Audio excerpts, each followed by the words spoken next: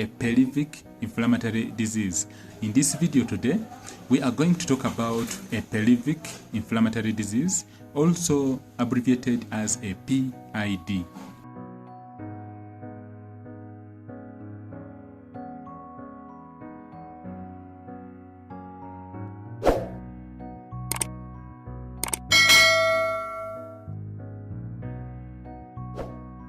Mu video yaffe ne yaleero tugenda kwogera ku pelvic inflammatory disease oba doctor kye bakugamba nti olina PID, era oba obadde oweebuuza nti PID kitegeeza ki, leero tugenda kwogera ku bino byonna tovaawo. So we have said that a PID is a situation or it's a disease characterized by presence of free fluid in the pouch of Douglas. Let's simplify this here. When you look at the reproductive system of a woman, more specifically the uterus, there's a part which is known as the pouch of Douglas or the pouch of Douglas. Now, this is supposed to be empty, but if at all you do an ultrasound scan and your doctor tells you that there's free fluid collection in this particular part, in the pouch of Douglas, then this characterizes or this confirms a condition known as a PID.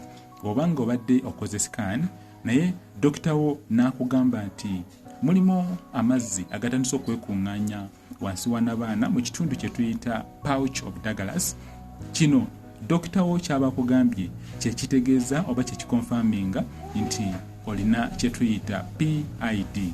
Obanga obadde ozuuliddwa nti olina PID, dokita wo ajja kukola ki? What will your doctor do if at all confirmation has been made? So we are still proceeding with our video lesson and we are talking about a PID. And by the way, if you've stayed with us for this while, I really welcome you sincerely to our channel, Gerard Massa, the Health Educator. Obanga obadde naffe paka kati nkwaniriza ku channel yaffe Gerard Massa, the Health Educator, buuza omusawo Gerard Massa. Era on this channel, we do create awareness about fertility and reproductive health. If you have tried to get pregnant and things have been really difficult, then watch our videos on this channel. I believe you will get at least your answer you've been looking for. If you would like to talk to me, you can actually WhatsApp me on the numbers below this video. That is +256 701 797876. You can also write your question in the comments below this video and I will personally answer all your questions. PID, pelvic inflammatory disease. We've said that this can be confirmed through a pelvic ultrasound scan. Tugambye nti PID kisobola okuzuulibwa nga dokita wo akoze kye tuyita pelvic ultrasound scan. Era wekiba kizuuliddwa, when it has been confirmed, your doctor will do more tests, including the RPR test. RPR test specifically means the rapid plasma reagent test. This is a test for syphilis.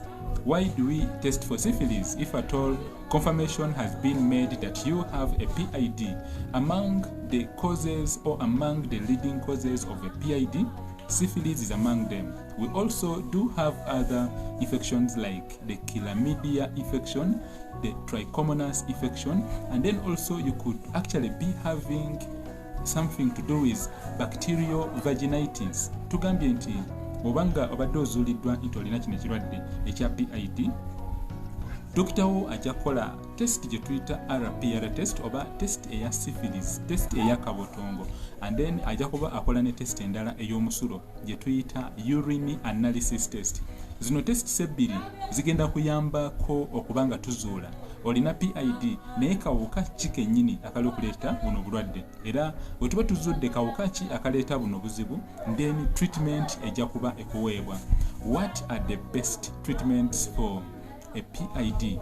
Assuming you've done the recognized test known as the urine culture and sensitivity test, and you have also done your pelvic ultrasound scan and the results are out, you have the evidence on the table that you do have a PID.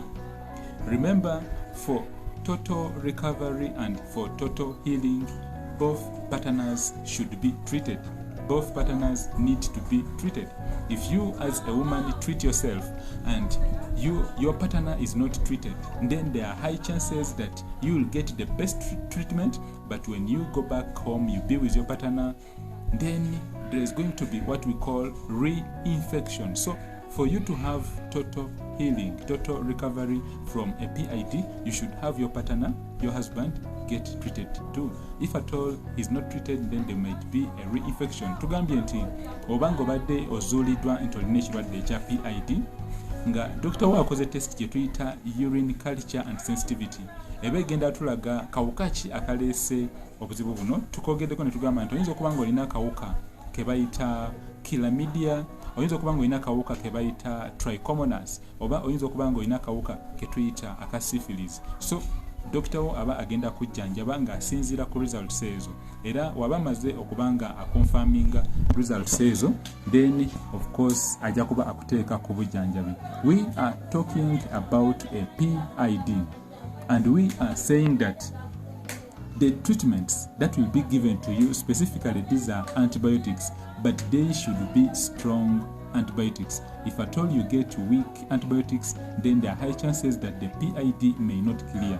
Tugambye nti dokita wo kyagenda okuteekako agenda kuteeka ku bujjanjabi naye buba bwa kika ekyeddagala kye tuyita antibiotics, naye lirina kuba nga ddagala ly'amaanyi.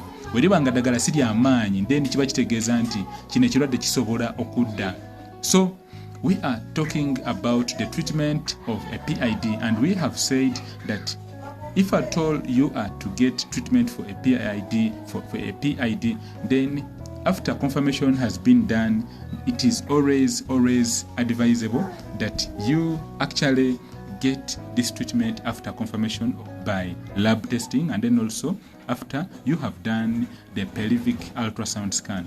What are the drugs used to treat a PID? Now, because on this channel we do create awareness about fertility and reproductive health, meaning that our videos are specifically for educational and informational purposes. We shall not specifically talk about all the drugs here, or we shall not talk about the drugs or the medicines that are involved, but just know that PIDs can be treated through or by the use of strong antibiotics. Now, your doctor has the discretion to choose among the drugs to use, okay? Because we may talk about a particular drug here, and then you actually do go buy this from the pharmacy, and then you begin administering it by yourself. What if you got a reaction from maybe a particular drug we've talked about here? Then it is not legally advisable for us to talk about specific drugs here, because people react differently to drugs, okay? So these videos we put on this channel are for educational and informational purposes only. We actually create awareness. You identify your problem, and then you go talk to your doctor, and your doctor will do the rest of the work. Tugambye nti eddagala erikozesebwa mu kujjanjaba PID lya bika bingi nnyo, era tugambye nti ligwa mu kika kye tuyita antibiotics. Naye dokita wo yalina okusalawo ddagala ki lyaba akozesa, kuba tusobola okubulira eddagala wano ate n'ofuna reaction, ate nga teri musawo akuli kumpi agenda okukolako. Ffe tuba tukola videos nga tucreatinga awareness. So kirungi n'oba nga olaba dokita wo n'aba nga akulonderamu kika ki ekyeddagala ky'olina okukozesa. We are talking about a PID. So remember, if you would like to consult me, you can actually WhatsApp me, and then we shall talk more about the PID and anything related to what we are talking about here. Gerard Massa, the health educator, is the name of the channel. Remember, PIDs can be treated and they can recover. We are talking about what are the complications of a PID. Obadde ne PID okumala akaseera naye nga oli kwebuuza biki ebisobola okuvaamu. The first complication of a PID is what we call hydrosalpingitis. Next complication of a PID is what we call endometritis.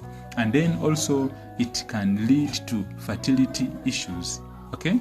It can also lead to ectopic pregnancies. Tugambye nti ebisobola okuvaamu singa oba tojjanjabisizza PID, osobola okufuna kye tuyita hydrosalpingitis, amazzi mu nseke, free fluid in the tubes. osobola okufuna kye tuyita endometritis n'abaana okubanga erwala muli munda, and then osobola okufuna kye tuyita ectopic pregnancies oba omwana okubanga asigala mu nseke. Ate ne tugamba nti nakyo kiku-exposinga ku bintu ebirala nga cancer w'omumagwa n'abaana. Cancer of the cervix, it predisposes you.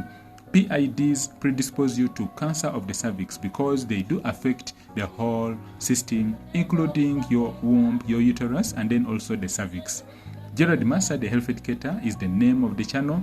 Remember, you can ask me all your questions and I will answer all your questions. Obanga obadde olina ekibuuzo weebuuza, butya bw'osobola okubanga ofuna olubuto mangu, oyagala kubanga okolayoko ku sikaani wano woba oli mu Uganda, osobola okujja ewange ne tubanga tukolayoko ka sikaani ku ka sente akasaamusaamu, ne tubanga ate tukola sikaani ne tukuzuulira biki ebikulemeseza okubanga ofuna olubuto.